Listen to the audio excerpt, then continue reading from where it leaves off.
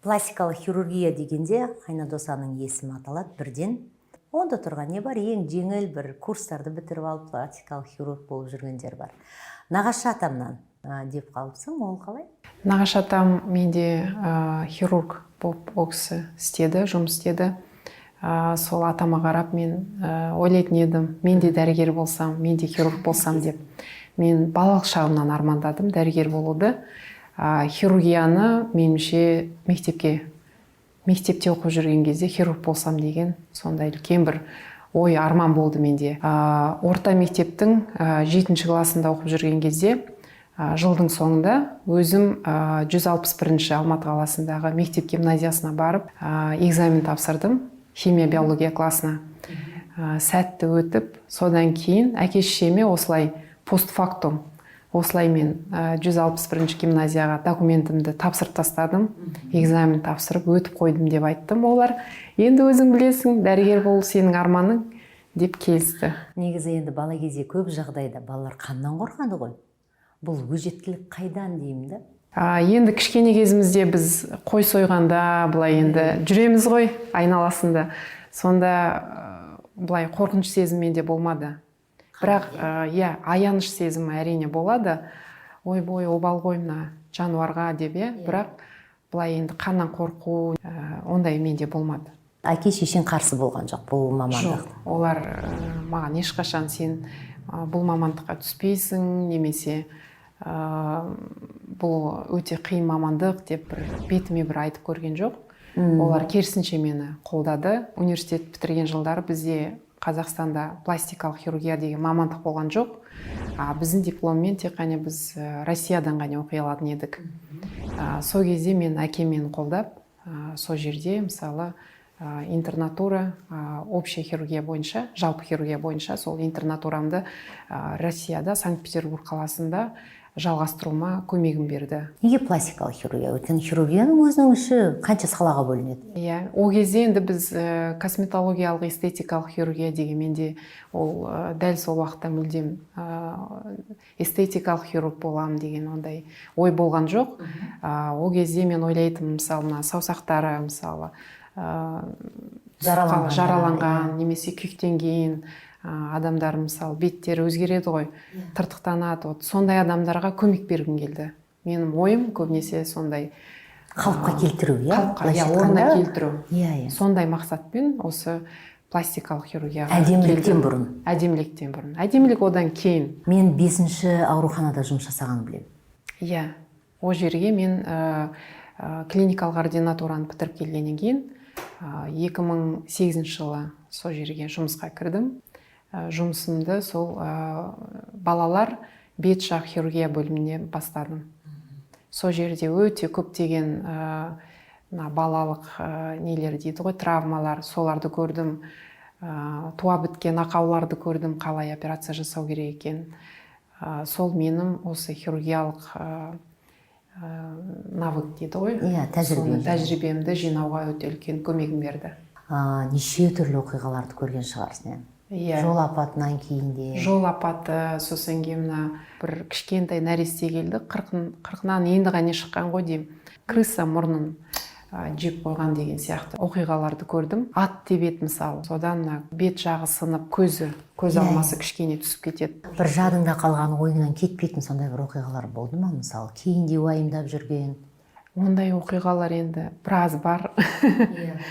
Біреуін айта кетсем, бір бала келді бізге Қызылордадан, травма алған, бас сүйегінде шаш өсетін, терісі, мысалы, жартысы жоқ. Соны біз қалпына келтірдік. Кейін сол бала әкесімен бір келіп көрініп кетті. Сондай жақсы шыққан, шашы толық сол дефект дейміз ғой, соны ақауды толығымен жапқан. Ешқандай бір бұрындары андай травмалды деп айтпайсың. Сондай мысалы оқиғаларды көргенде өзімді сондай бақыт сезінемін. 5-ші ауруханадан кейін енді пластикаға қарай ақырын бет бұра бастадым. Соншалықты мысалы жинаған тәжірибенің барлығын кейін осы пластика жағына да түгел пайдаландым. 5-ші ауруханада жұмыс жасап жүрген уақытында параллельді түрде тағы мен жеке клиникада өзімнің енді нақты мамандығым пластикалық хирургпын ғой, сол мамандығым бойынша жұмыс жасап жүрдім. Ол жерде енді Кореядан бізге бір профессор келеді, доктор Ли, сол кісінің қарамағында 5 жылдай ассистент болып та көмектестім.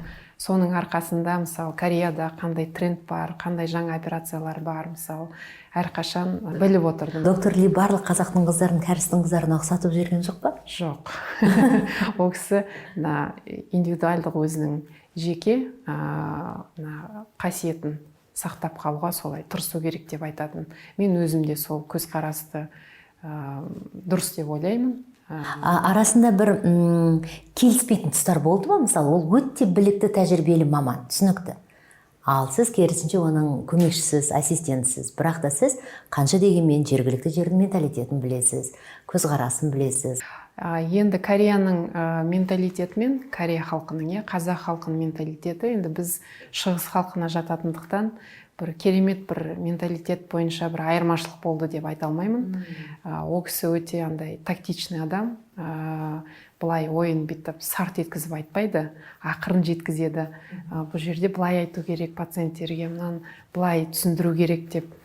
Сол үшін мен ол кісіге ондай бір жоқ, мен сізбен келіспеймін деп ондай менде моменттер болған жоқ. Мен үнемі таң қалам, жалпы пластикалық хирургия десе осы кәрістердің қыздарын көбірек мысалға алады, немесе қандай да бір тренд болса, Корея мемлекетін, Жапон мемлекетін алып жатады.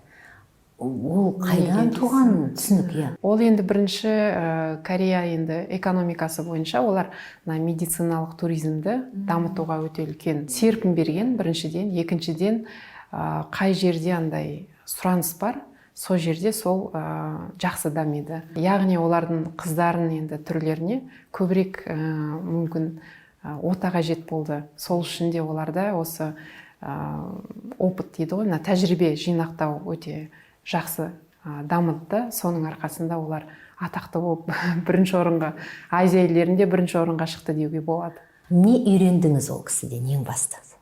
Ең бастысы ол кісі маған хирургияның андай безболи дейді ғой, ауру сезімсіз, сосын кейін тез реабилитациялық уақыттың қысқа уақытпен жасауға болатын тәсілдерін маған көрсетті. Сол кісінің операциясынан кейін мен ойлаймын, ауыртпай жасауға тырысатын болдым. Пациенттің көңіл күйіне қарап. Кореядағы немесе шығыстағы, мысалы Қытайды да мен мысал ретінде келтіре аламын. Мысалы өте қызық болар деп ойлаймын көрерменге, себебі салыстырмалы түрде айтып отырсаң. Жаңа ресейлік деп қалдың, ол жақта бәрібір европалық. Бет жүзі, денесі, дене пішімі барлығы. Азиаттыңқы бөлек. Солай бөлінеміз сонда кәдімгідей? Мен солай өзім іштей солай бөлемін. Себебі бізде мысалы Россияда оқып жүрген кезімде жоғарғы қабақ блефаропластикасы дейміз ғой, соны жасаған кезде оны наркозбен жасайтын. Көбінесе наркозбен ұйықтатып тастап. Одан кейін еще көздің жоғарғы қабақ пен астың қабақты бір-біріне тігіп қоятын еді. Көзін аштырмай. Неге? Себебі қозғалуға болмайды деп айтатын. Содан кейін ол ертесінде мысалы нелерді андай повязканы шешкен кезде көздері былай ісіп, жұмылып тұрады андай ісіктен, көгеретін қатты. Ал Кореяның мектебінен кейін, Қытай мектебін, мысалы хирургиялық мектебін бітіргеннен кейін, ол жердегі менің көргенім, операция жасатқаннан кейін 2-3 сағаттан кейін сен далаға шығып, қыдырып, магазин аралап жүре аласың мысалы. Ол білінбей тұрады. Қаншалықты рас, мысалы, осы Корея мемлекетіне барып келгендердің барлығы көшеде екінің бірінің мұрны істелген, ерні, көзі істелген, ата-аналар 15-16 жасында баласына сондай пластикалық отаны сыйлайды деген. Кореяға барғанда былай қараған кезде көбісі жасалғаны көрініп тұрады. Былай байқалады маған байқалады. Енді екінің бірі деп айту қиын, себебі ол пластикалық хирургияға жүгінетін ол бір определенный бір типтің адамдары. Енді мысалы ер адамдар көбінесе көп бара қоймайды деген сияқты, мысалы жасы тым үлкен адамдар қорқады, немесе денсаулық жағдайына байланысты оларға мысалы ота жасау болмайды, балаларға болмайды мысалы. Бірақ мектеп бітіргенде ата-аналарының мысалы балаларына сондай пластикалық операцияға мысалы ота сыйлайтыны ол рас. Ол мен өз көзіммен көрдім оны. Біздің мемлекетімізде де сондай жағдайлар болды ма? Біздің мемлекетімізде енді ондай есіме түсіре алмай отырмын. Ондай көп жиі кездеспейді. Себебі негізі бізде евразиаттық тип деп аталамыз ғой. Біз толық Кореяның азиаттарына да ұқсамаймыз. Сосын мысалы Европаға да ұқсамаймыз. Бірақ аралас типпіз. Бір ғалым айтқан екен, метистік тип дейді, ең әдем болып келеді. Әсіресе дейді Европа мен азиаттың арасынан шыққан метистік тип. Ал біз негізі көп жылдар бойы, мыңдаған жылдар бойы метистік осы процеске кіргенбіз. Бұрын біздің ата-бабаларымыз мысалы осыдан 4000 жыл бұрын олар европеоидтық типте болған. Олар ежелгі европеоидтық типтің пішінімен болған. Мысалы беттері сопақтау болған, көздері үлкен, шаштары мысалы блонд дейді ғой, сондай болған. Көк көз болған деген. Көк көз болған, көк көз болған. Одан кейін ұзақ жылдар бойы шығыс жақтан мысалы біртіндеп мынандай араласып кішкене біздің генетикалық қорымызды кішкене өзгерткен. Одан кейін моңғолдардың шапқыншылығы кезінде де біраз мысалы осы азиаттық типтің гендері бізге көбірек араласқанды, ал азиаттық типтің гендері ол доминанттық болады, күшеңкі болады. Сол үшін мысалы қазір бізде 70%-дай азиаттық тип бетімізде, 30%-дай европеоидтық тип. Мысалы біздің мұрнымыз, мұрынның қыр мұрын дейміз ғой, қыр мұрын мысалы европеоидтық типке көбірек бейім, ал азиаттық типте мысалы қыр болмайды көбінесе. Сол үшін Кореяда мына жерге силикон имплантын салып қыр мұрынды қылады. Ал қазақтар тура орташа. Европеоидтықтар сияқты қатты мынандай шығыңқы емес сүйек, андай таза азиаттар сияқты жалпақта емес. Сол үшін өте бір андай әдемі болып келеді біздің қыз-келіншектер. Жалпы ең әдемі болып. Сол үшін де енді көп бір керемет бір мынаны былай жасау керек, мынаны өзгерту керек деп мен қыздарға көбінесе айтпаймын. Осылай қалдырыңыз, осы сізге жарасып тұр. Кейін мысалы енді жасыңыз ұлғайған кезде, как анти-эйдж дейді ғой, сондай операциялар сол кезде келесіз деп көп жағдайда солай айтады. Ол рас, мен көрермендерге оны мен де дәлелдей аламын, себебі мен қанша мысалы өзім жеке өзіңнің қабылдауыңда болдым, қаншама процедуралар жасадым ғой, соның біреуінде, енді білмеймін, көрерменге мүмкін өтірік болып көрінер, біреуінде айна айтқан емес, мысалы мына жерді түбегейлі былай өзгертіңіз, болмаса керісінше қарсылығын білдіретін. Мүмкіндігінше табиғилықты сақтап қалуға, мүмкіндігінше. Неге? Бұл ішкі қалау ма, әлде бұл тәжірибемен келген репутация үшін күрес пе, әлде ақшаға деген қызықпаушылық па? Себебі сіздер бәрібір жеке меншік клиникасыздар дегенім ғой. Бұл жерде енді сіздің айтқаныңыздың бәрі бар. Соның ішінде мен енді негізгі ойым, адам өзінің ерекше осы өзінің қасиетін сақтап қалу керек. Сіз мысалы бәріне бірдей мұрынды жасау керек, көзді былай жасау керек деп. Онда сіз индивидуалдық өзіңіздің мысалы ерекшелігіңізді сақтай алмай қаласыз. Сіз мысалы ләйлә болмай қаласыз. Жоқ, мен Ким Кардашьян болғым келеді деп 1000 операция жасатқан адамдар бар. Енді білмеймін, Голливудтық жұлдызды алайыншы. Сондай адамдар бар, мысалы, ай сайын айналып келе беретін пациенттер. Бар, ондай пациенттер бар. Ол енді психологиялық жағынан, мысалы, өз-өзін қабылдамайтын адамдар. Олар осылай суреттерді алып келеді. Мен мысалы, Дженнифер Лопес сияқты болғым келеді. Осылай жасап беріңіз. Осылай жасап беріңіз деп. Бірақ адамның енді өзінің Құдай берген бір несі бар ғой да, сүйектері бар. Болмайды ол Дженнифер Лопес қанша жасасаң да, мысалы, сіз мысалы ләйлә болып отырсыз, мен сізден енді Дженнифер шығара алмаймын. Толық 100%, 100% шықпайсыз. Бірақ ұқсатуға болады. Мысалы, жай мейкаптың өзімен де ұқсатуға болады ғой, сол сияқты. Мысалы, операцияның көмегімен сізді мүмкіндігінше сол бір өзіңіздің қалаған кейіпкеріңізге ұқсатып беруге тырысуға болады. Кейбір кезде біз осындай пациенттер келгенде психологтың жұмысына жүгінеміз. Оларды психологқа жібереміз.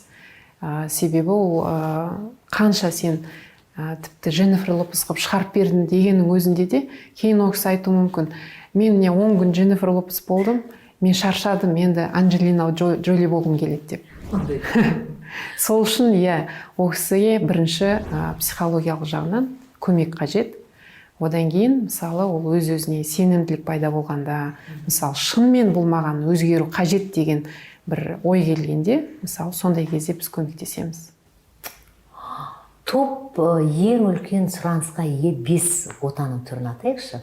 Жеке өзіңіздің тәжірибеңізде. Жеке өзімнің тәжірибемде біздегі жасалатын операциялардың 50%-дан артығын жоғары қабақ блефаропластикасы құрайды. Одан кейін екінші орында кеудені үлкейту операциясы, мамопластика дейміз.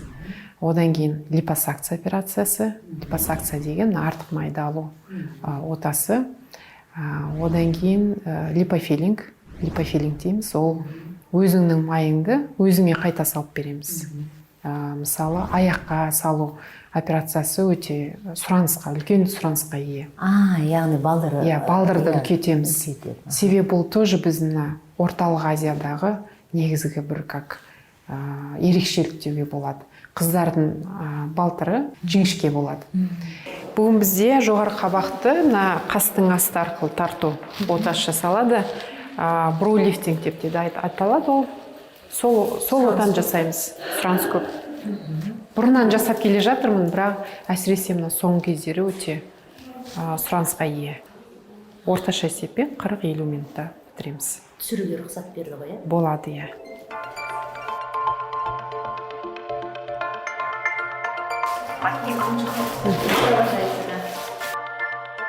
Келесі операция лабиопластиканы айтуға болады. Әсіресе соңғы бір 2-3 жылда өте үлкен сұранысқа ие. Лабиопластиканы жиі жасаймыз. Жастардың арасында ма екен? Жастардың арасында да бар. Одан кейін ана болғаннан кейін де мысалы өзгеріске ие болады ғой. Сонда жасатқылары келеді. Сол кезде осы лабиопластиканы жасаймыз. Сосын сіздің жаңағы көрсетіп жатқан әртүрлі дұрыс емес жасаған оталарды соны қайтадан жасау. Мысалы, биополимер салынған, биополимер деген ол сорылмайтын гель. Менде бір пациент болды, носогубная складка дейміз ғой, мұрын ерін складкасына осыдан біраз жыл бұрын салынған. Ол сорылмайтын гель. Жаңағы айтылған отаның басым көпшілігі дейін, басым көпшілігіміз 90% әйелдер жасататын шығар. Біздегі статистика бойынша, мысалы, осыдан 5 жыл бұрын 97% әйел қауымы болса, 3% еркектер болатын. Қазіргі жағдайда ол 5%-ке дейін көтерілді. Қазір ер адамдар да отаға жүгінуде. Сұрауға кішкене ыңғайсызданып отыр. Ер азаматтар не істейді? Ер азаматтар көбінесе тыртықтарын алдырады, мысалы. Ашық айтсақ па? Көздерінің үстіндегі, астындағы артық терілерін алдырады. Ер адамдардағы ең танымал, ең жиі жасалатын операция ол енді ринопластика. Мұрын. Сосын құлақ жасаймыз. Қалқан құлақ. Қалқан құлаққа келеді. Одан кейін ол құлақ кейде деформация болады, травма кезінде. Бокспен айналысатындар. Одан кейін, мысалы, абайсыз, бір жерден құлап қалғанда құлақ қисайып қалды. Олардың біз әйел адамдар сияқты шашпен жауып жүре алмайды ғой. Құлақтары ашық болады. Сол үшін сол құлақтарын жасатады, мұрындарын жасатады. Енді ер азаматтың көзін жасатуы жалпы менің ойымша бірінші кезекте әйелінің кеңесімен жасалатын сияқты. Ол рас. Өзігінен ер азамат келіп, осы көзім маған ұнамай тұрған сияқты деп келмейтін сияқты, білмеймін. Ондай азаматтар да бар. Бар. өзі жасатып, хирургия туралы оқитын, біліп жүрген болып тұр ғой. Өзі жасатып, еще әйелін ертіп келген ер адам бар. Екеу бір күнде жасатып. Сол үшін де қазір бір ер азаматтарға бұл таңсық нәрсе емес. Көп адамдардың мысалы пластикалық хирургияға қазір көңілі түзу. Иә. Одан кейін айтуға да ұялатын шығар. Ер азаматтар. Кейбір адамдар, көбісі ұялады, көбісі білдіргісі келмейді. Бірақ мысалы сіз неге мені көрсеткен жоқсыз, неге инстаграмға мен суретін салмадыңыз дейтіндер де бар. Әр адам әрқалай. Мен барлығы бірден осында келіп жасаттым, жасатпадым білмеймін, бірақ менің білуімше бәрінің айтатыны және де мойындайтыны нөмір бірінші пластикалық хирург өзіңізді айтады. Мамандықтың кәсібилігіне кішкене тоқталайықшы. Пластикалық хирургия, оның ішінен оталардың сәтсіз аяқталатыны бар, сәтті аяқталатыны бар. Ең бірінші кезекте халықаралық дәрежедегі эксперт. Мұндай атаққа ие болу, мойындату оңай емес екен білем. Қаншама сот істерінде мысалы эксперт ретінде өзіңіз шақырады. Бұл деген үлкен сенім. Сеніммен бірге кішкене жүректе қорқыныш та болуы мүмкін. Үлкен жауапкершілік. Жауапкершілік. Осыған кішкене толығырақ тоқталайықшы, себебі денсаулық сақтау министрлігінің өзінде жаңағыдай эксперт ретінде тіркелгенсіз. Ол үшін ең бірінші медициналық диплом болу керек, оқу болу керек, толық. Мысалы, менде 18 жыл мамандығым бойынша еңбек стажым бар. Стажға да қарайды. 18 жыл. 18 жыл. Кейін бұрын ойлайтын едім, 8 жыл стажым бар деген кезде бізде әр жыл сайын 3 жылда бір, 5 жылда бір андай категорияға экзамен тапсырамыз ғой. Сол кезде бірінші 5 категория деген содан бастайсың. Одан кейін екінші, одан кейін бірінші, одан кейін высшая категория дейді. Ең жоғарғы дәрежелі. Сол кезде ойлайтын едім, жоғарғы дәрежелі деген 15 жылдан кейінгі стажы бар, ол қандай болады екен деп. Не өзгереді екен? Қазір сол дәрежеге келіп отырмыз. Енді өзгеріс дейтіндей бір керемет өзгеріс жоқ, бірақ сенімдісің. Өзің нақты білесің, кімге қандай не жасау керек. Мысалы, басында пациенттер айтқанда, сол пациенттің мен көбірек соның ойына дейді ғой, соған ауитымын. Мысалы, мына кісі маған былай жасап берсеңіз, немесе былай жасап берсеңіз дегенде, соның айтқанымен мысалы жасауға тырысатымын. Алғашқы сатысында. Алғашқы сатыда. Одан кейін көңілге қараймын, жақсы шықса екен деп. Қазір болғанда оның бәріне де әрине қараймыз, бірақ ең бірінші бұл сізге жараса ма, жараспай ма? Гармония бола ма, жоқ па? Міне, мәселе осыда.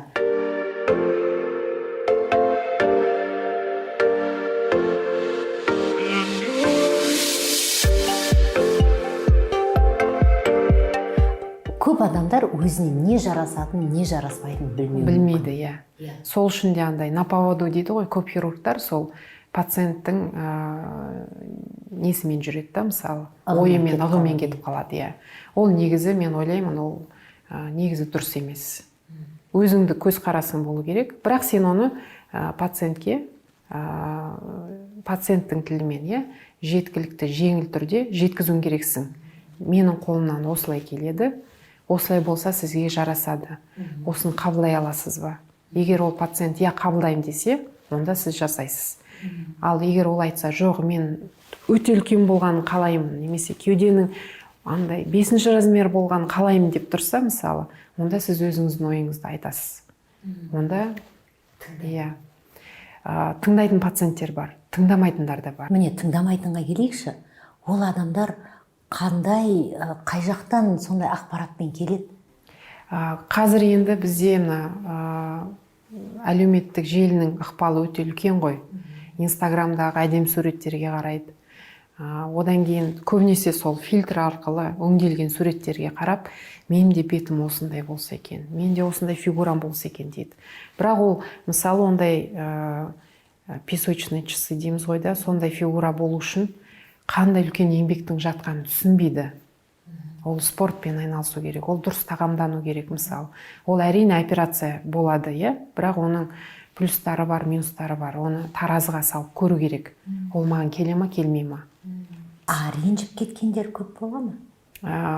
Енді мен оталарымнан бір ренжіп кететін пациенттер көбінесе болмайды, себебі мен олардың андай реальности ожидания дейді ғой.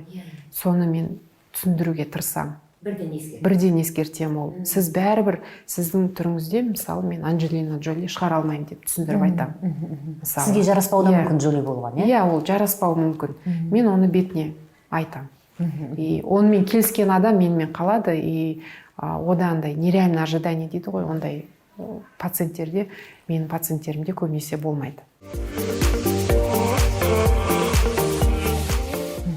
Жалпы пластикалық хирургия саласында нәзік жанды, яғни әйел хирург көп емес, тіпті жоқтың қасы деуге болады.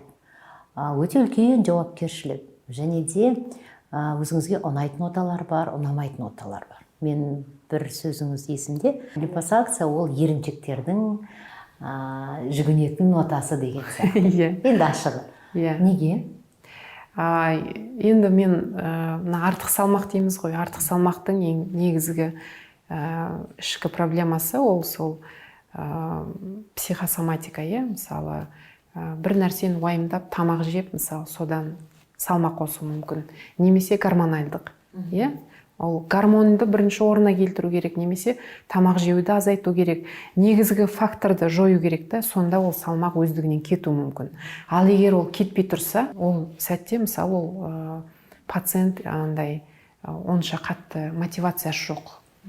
Мысалы, салмақ тастауға мотивациясы жоқ.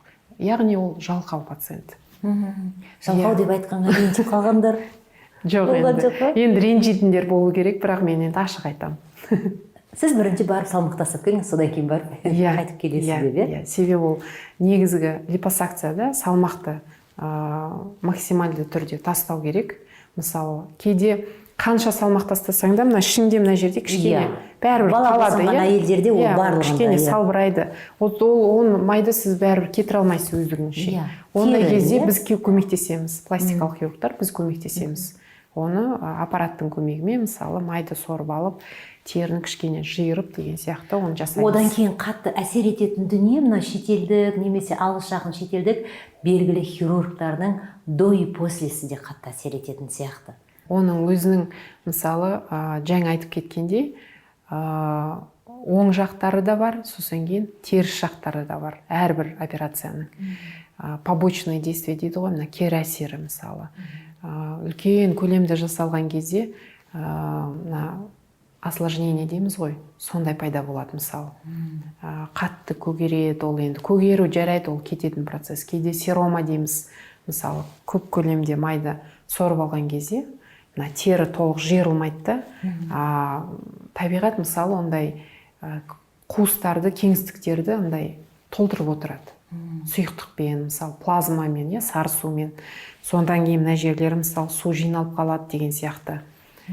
Кейде өте көп үлкен көлемде жасалған операциялардан кейін, мысалы, әсіресе мына кеудені кішірейту операциясы кезінде тері кішкене шіріп түсіп қалады, қан дұрыс бармағандықтан, ишемия ткани дейді. Содан кейін, мысалы, шіріп түсуі мүмкін. Ондай моменттерін мен әрқашан пациенттерге түсіндіріп айтам. Мысалы, осындай болу мүмкін сізде. Сіз осыған келісесіз ба деп. Себебі ол пациент тек қане суреттегідей осылай 100% әдем болып шығам деген ниетпен келеді ғой, үмітпен. Бірақ оның ар жағында бір кішкене болса да осындай кері әсерлердің де проценті әрқашан болып тұрады. Бізді қазір оперблоктан шығарып жіберді. Себебі ол жерде барлығы стерильный, операция басталды. Қалай аяқталғанын соңында білеміз. Сондай кері әсермен, яғни дұрыс емес жерде жасатып келген пациенттердің өте көп екенін білемін. Жаңағы көзін жасататын, майын сорғызып келген, мысалы, қыздардың оқиғасын жиі оқимын да, өзің де оны жүктеп жатасың. Бізге ондай пациенттер күнде келеді. Осы туралы кішкене толығырақ тарқатып айтып берсең. Күнде келеді. Көбінесе бізде ондай пациенттер ақша жағдайына байланысты қай жерде арзан, сол жерге барады. И пациенттің бұл енді өзінің де жауапкершілігі. Дұрыс па? Мысалы, сіз баратын дәрігеріңізді көріңіз керексіз. Ол дипломированный специалист па, жоқ па? Ол қанша, мысалы, жылдық стажы бар. Мысалы, кеше ғана университет бітірген дипломы болса да дәрігерге баруға, мысалы, мен 100 рет ойланар едім. Стажы болу керек. Сосын кейін енді көбісі қазір Инстаграм арқылы келіп жатыр ғой. Ол Инстаграмдағы суреттер қаншалықты шын. Мысалы, көбісі фотошоп қолданады. Мен өзімнің парақшамда, мысалы, ешқандай фотошоп қолданбаймын. Бірақ енді кейбір, мысалы, бізде мамандар бар, олар өзгертіп қояды, әдемі қылып бәрін. Соған сеніп барады пациенттер. Сосын кейін өзгереді, кері әсерімен кездеседі, одан кейін жылап хирургтардан хирургтарға жүреді, консультация алып, көмектесіңіз бізге деп. Енді кейде өте қатты құртылып қалады да, мысалы, кейбіреудің көзі жабылмай тұрады. Енді ондай көзді жасау өте қиын. Орнына келтіреміз деп біз кепілдік бере алмаймыз. Ең көп қандай қателіктермен келеді? Көзге байланысты ма? Көзге байланысты. Көзге байланысты. Себебі қазір көзді шаштараздарда, антисанитариялық жағдайларда, мысалы, кеше тырнақ жасап жүрген, шаш кесіп жүрген мамандар соны көз жасауды үйреніп алған, бір жерден енді көріп алған ба, үйреніп алған, ол пациентке келе ма, келмей ма, ол қандай условия, мысалы, жағдайда жасап жатыр, ештеңе қарамайды, жасай беретіні. Адам білмеген сайын дейді, батыр болады дейді. Көз қорқақ дейді ғой, біз, мысалы, қол батыр дейді. Біз осындай жағдайларды көргеннен кейін, мысалы, бір қиын жағдай келсе де ойланып жасаймыз да, осы мен көмектесе аламын ба? Қолдан келе ма деп. Ал адам білмеген сайын ол ойлайды, мен бәрін білемін. Мен осын жасай алам деп. Я жасап берем деп, сол адамдарды солай құртып береді.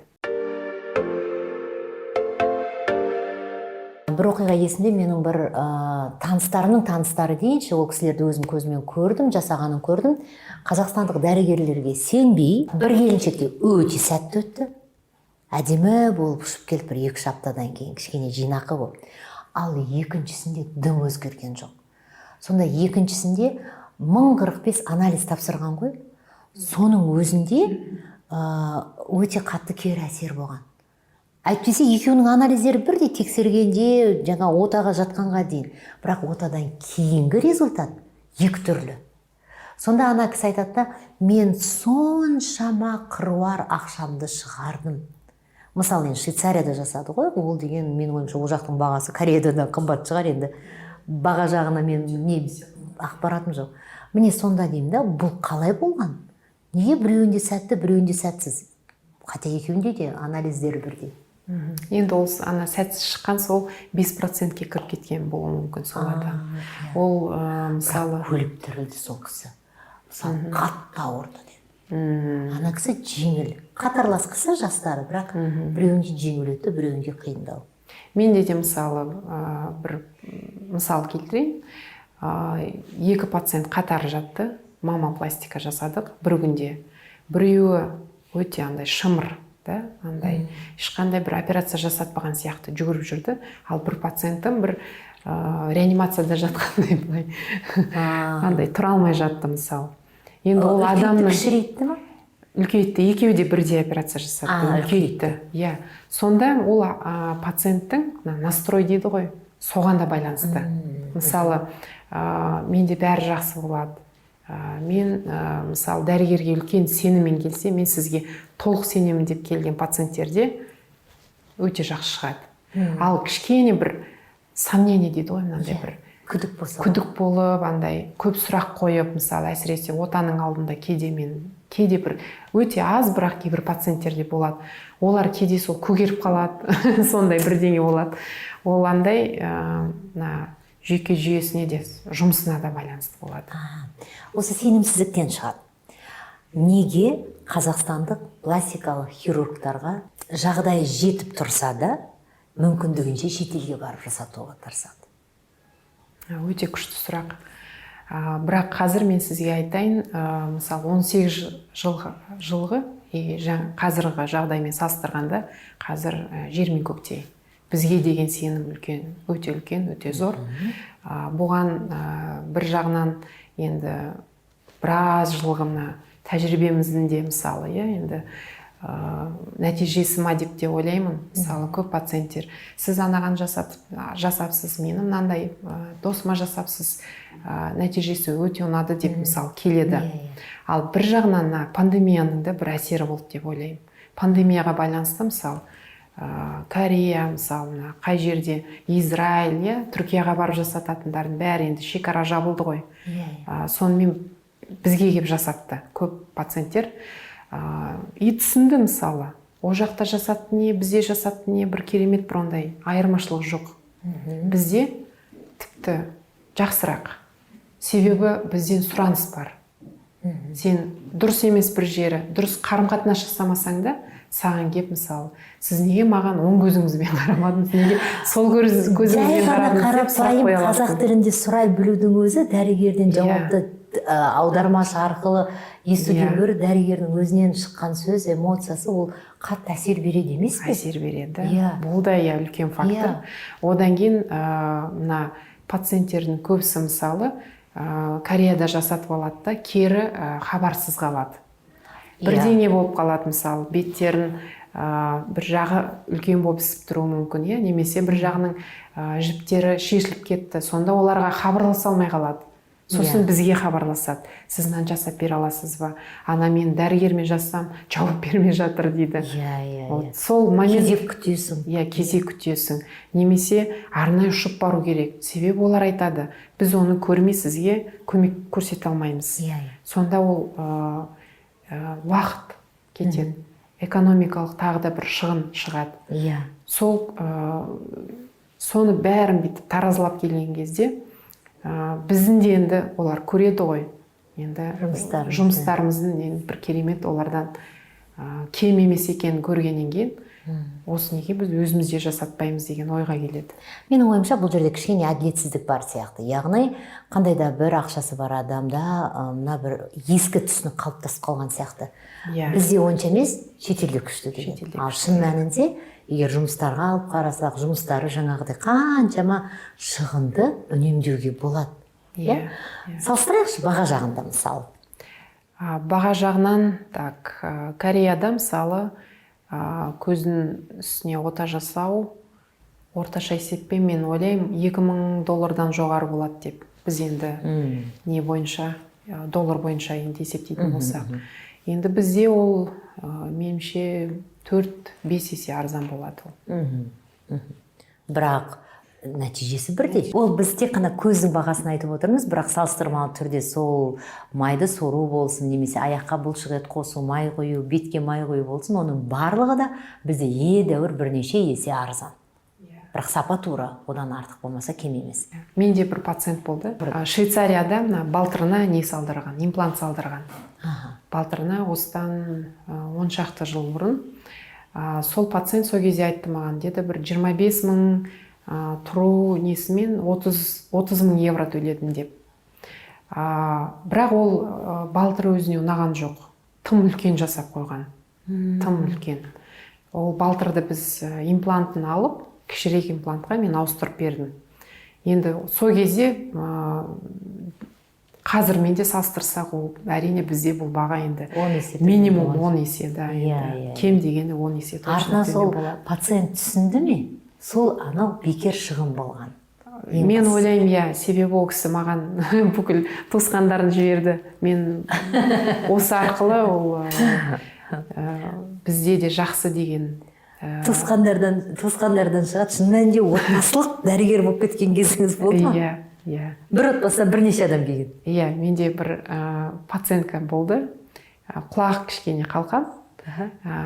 4 баласы бар екен. 4 баласы да кейін маған құлағын жасатты. 4 баласы да қалқан болды? 4 баласы да қалқан. Ой Құдай, шын солай бола ма? Шын сондай, сондағы менің байқағаным ең кішкентай қыз ол кезде мектеп оқушысы ең шыдамды, ең андай мотивациясы жоғары, сосын кейін ең төзімді пациент сол ең кіші пациентім болды. Қыз баласы болғаннан кейін Қыз шығар. бала, иә. Мүмкін елдің бәрі мазақтаған шығар оны қалқан құлақ деп. Болды, өлтірілем, иә. мен енді қалқан құлақ болмаймын деген бір мотивация өзде іштей күрес болған шығар. Бір операцияда бір ай деген дауыс шығарған жоқ. Таң қалдым мен. Ал үлкен болған кезде мен ойлаймын, ол әй бола береді, қалқан құлақ болса да. Осы құлақпен де жүрміз ғой деп. Андай кішкене өзіне деген несі бар да енді. Қазіргі уақытта енді ота жасаушылардың ішінде енді әртүрлі адамдар келеді деп жатырмыз ғой. Жаңағы ер азаматтар да, жаңағы 5 баланың анасы, жас қыздар да келеді деп жатырмыз. Мен өзім де көріп қаламын, мысалы орамалда қыз-келіншектерді осы жерде. Енді діни сенімде жалпы пластикалық ота жасату, адамның бет-келбетін өзгерту қандай да бір қайшылық емес пе? Менде осындай пациенттер болды, дінге жақын деп айтсақ, иә. Сол пациенттерде мен сұрадым, сіздердің осы жасатып жүрген оталарыңыз дінге қайшы емес па деп. Сонда маған олардың жауап бергені, егер бұл дейді денсаулығы жағынан жасалса, одан кейін күйеуіңіз қарсы болмаса, яғни күйеуінің қалауы да болуы керек. Иә, қалауы да болса дейді, онда бұл дінге қайшы болмайды деп түсіндірді. Қазіргі жағдайда енді ондай пациенттер бізде көбінесе, енді ондай пациенттер көбінесе менде көп балалы аналар болғандықтан, сол интимті жағынан операцияларға жиі жүгінеді. Сосын мысалы енді көбейімізгеннен кейін кеуде формасы да өзгереді ғой, сол операцияны жиі жасатады. Қандай ота жасалмайды біздің елімізде? Біздің елімізде енді барлық ота жасалады деуге болады, бірақ мысалы әр елдің өзіне тән бір оталары болады. Мысалы Түркия елінде ринопластика өте қатты дамыған, ең атақты, танымал мұрын жасайтын мысалы хирургтар сол Түркиядан шығады. Айна Досан, елімізде мұрын жасататын болсаңдар, Түркияға барыңдар деген түсінік қалыптасып қалмасын? Жоқ, егер жақсы жасайтын адамды тапса, неге бармасқа? Мысалы Корея елінде оларда көбінесе көздері кішкентай болып келетіндіктен, мысалы көзді үлкейту операциялары, қатпар салу, көзді үлкейту, сосын кейін олардың жақтарда көбінесе проблемасы көп болады. Сол үшін жақ жасау операциялары ол жақта өте жақсы дамыған. Сосын мысалы Америкада толық адамдардың саны көп қой. Сол үшін ол жақта бодилифтинг дейді, май сору, сосын кейін артық фартукты алу, абдоминопластика дейміз, сондай операциялар өте жоғары дамыған. Рас па Қытайда мысалы бой өсіру операциясы қатты дамыған деген? Енді қатты дамыған деп айта алмаймын, бірақ ол бойды өсіру операциясы барлық жерде бар, ол көбінесе. Бізде Қазақстанда ол операцияны жасайды. Жасайды. Атақты травматолог, ресейлік травматолог, мысалы Елизаров деген кісі бар. Сол кісінің атында өзінің жасаған аппараты бар. Ол сирақ сүйектерін шағады, бірнеше жерден шағып, сосын кейін аппаратты кигізіп өсіреді сүйекті, солай кәдімгідей бірнеше сантиметрге өсіруге болады. Ол қандай да бір медициналық көрсеткішпен бе, әлде мысалы кез келген адам менің бойым табиғатымнан қысқа еді, бойым ұзын болғанын қалаймын деп барып жасата беремін?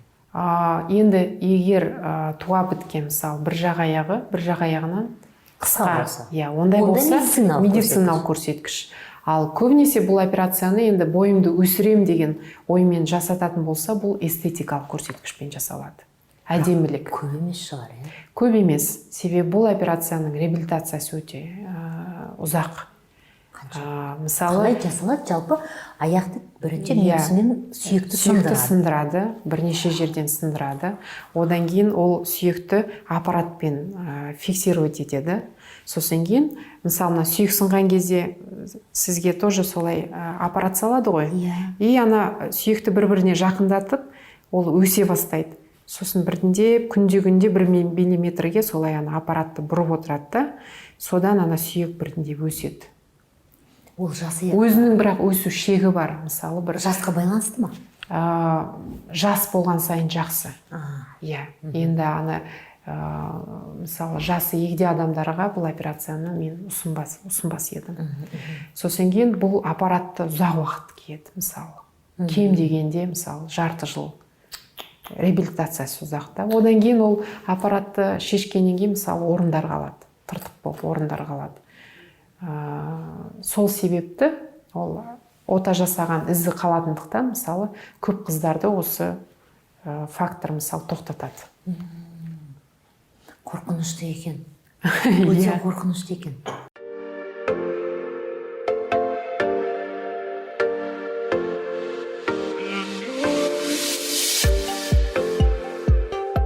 Доктор Айнаның ұнатпайтын отасы. Осыдан біраз жыл бұрын Кореяға оқуға барған кезде сол жерде бір жақты кішірейту операциясын көріп, соны қатты жасағым келді. Жасап көргім келді. Одан кейін келдім.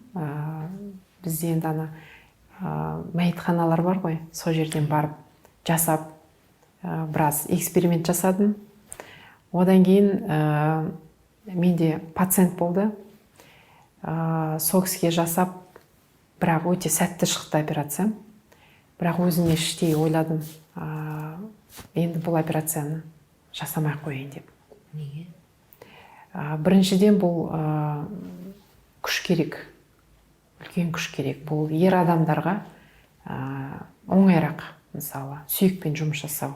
Оны сен сүйекте егейсің. Дрельмен егейсің, мысалы. Одан кейін андай өзің пилет ететін рашпилдер болады, сонымен жұмыс жасайсың. Ол сүйек деген жұмсақ ткань емес қой.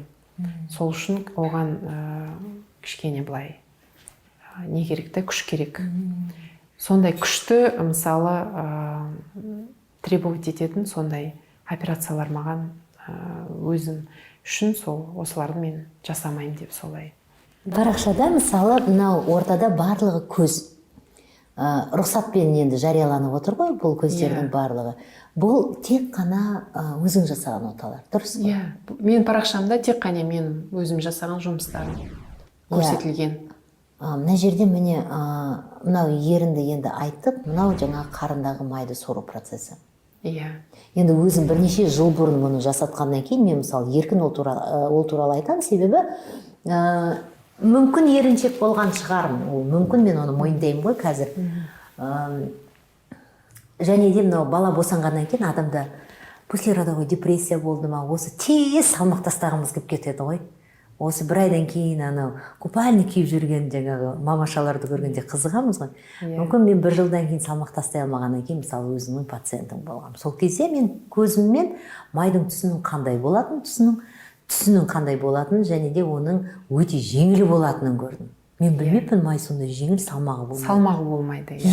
Сонда пациент мысалы отаға дейін неге тұрады ғой андай салмақ өлшейтін. Мен 600 грамм минус болдым ғой ертесіне таңертең тұрғанда. Жылағым келді. 3 литрдай алғанбыз ғой. Жылағым келді, мен сонда қалай деп. Бірақ кейін енді әрине нәтижесіне риза болдым.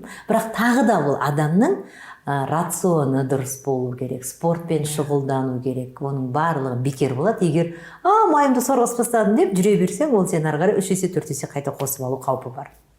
Ол басқа жерге жиналады. Иекке жиналуы мүмкін, қолға жиналуы мүмкін. Қай жерде жасалмайды, сол жерге жинала бастайды май. Ал жасалған жерге ол май көп жиналмайды. Бір жақсы да, липосакцияның бір жақсы сол. Соңғы сұрақ ғылыми жұмыс. Қазір үлкен бір мақсат жоспарың бар екен. Ғылыми жолды қуу арманым деп айтуға болады. Қазір сол ғылыми жұмысымен айналысып жатырмын. Жұмысым жоғарғы қабақ отасына байланысты. Қазақстандағы, мысалы, халықта қандай түрі, сосын кейін қаншалықты, мысалы, статистика, соның бәрін қамтимыз. Сосын кейін өзімнің бір ойлап тапқан әдісім бар. Сол бойынша патент алып қойдым. Соны енді ғылыми түрде енді сол Дәлелдеу негіздеу керек. керек, иә, негіздеу керек.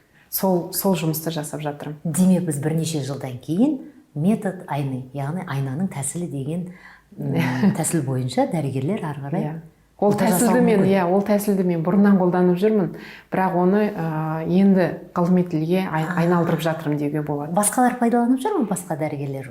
Жоқ, олар енді дәл бұл тәсілді енді білмейді, бірақ кейін оны жарыққа шығарғанда ол міндетті түрде халықаралық деңгейде ол басылымға шығады. Одан кейін өзімнің бір шәкірттерім болса, әрине олармен де бөлісемін.